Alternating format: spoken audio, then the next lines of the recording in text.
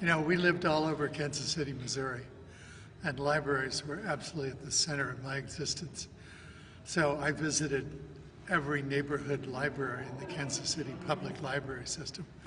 You know, I think the most pleasurable part of going to the library as a boy was wandering through the stacks, discovering books by just looking at their titles or their spines or pulling one out.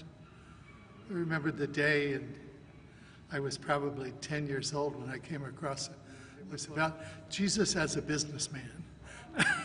I remember even at that age thinking, well, now there's a curious idea. What is this book about?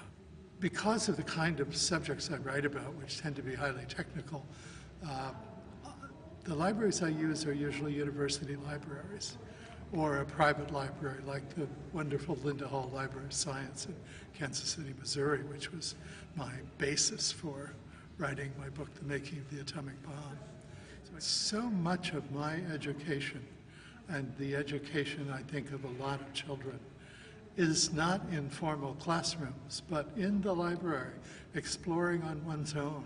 And for that reason, I think, in particular, libraries are an immensely important part of our culture and should be sustained and supported. Libraries deserve everyone's support because they expand the world for citizens, because they supply another and very important aspect of the education of their children and of themselves.